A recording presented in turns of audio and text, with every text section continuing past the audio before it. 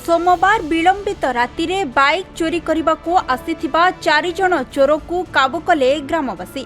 एपरी एक घटना बालेश्वर जिला भोगराई ब्लॉक कमरदा थानार बागसाही ग्राम में घटी।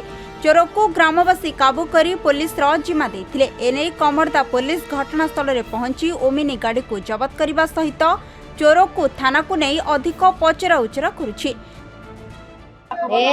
गाड़ी से चोरी कर दुकान घर थिला गाड़ी से झील देखते पाई गला देखते पाई सब डाकिला डाका तो भाई बाहर थिला भाई के फोन कला भाई आसिक साई सारा सब कहला कहवा को साई सारा जाई धरा पड़ला बोलर गाड़ी के नहीं जान देखी गोटे गाड़ी पलैजी आछन ये चोर सब धरा रखाई 4 जन सेमानंकर घर पश्चिम बंगरे बोली जना पड़िछि।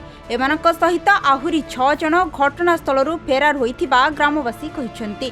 तेबे दिनकु दिन कमरदा अंचल में बाइक चोरी संख्या बढ़ुथिबा बेले अभियुक्तंक ठारू पुलिस किछि तथ्य पाइबो बोली ग्रामवासी माने आशा रखिसंती।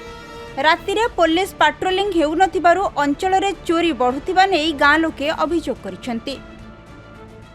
12:30 हाथ हम किसी दुर्बृत्त आसिक जनक घरे गाड़ी अच्छी बोली जानी कौन मुझे जानी किंतु साउल मारिक से सटर को टेकुले परिवार लोक हठात उठी पड़े जे किए किए किए किए तापर किसी पड़ीगले दौड़ी एम जो आसी गोटे अमिनी गाड़ी आर आमर ये साई गहली पाखटा तेणु जिते से आवाज है कि फोन फान भी है सब साई लोक मैंने गले गला को अमिनीटा केमती कौन स्टार्ट होनी एमने रहीगला समस्ते घेरिया लगू एमने बाइक चोरी करने प्रपोजाल आसते साइड की सब माने ये प्रकार रात्रि काली आम धरिकी रखीचु।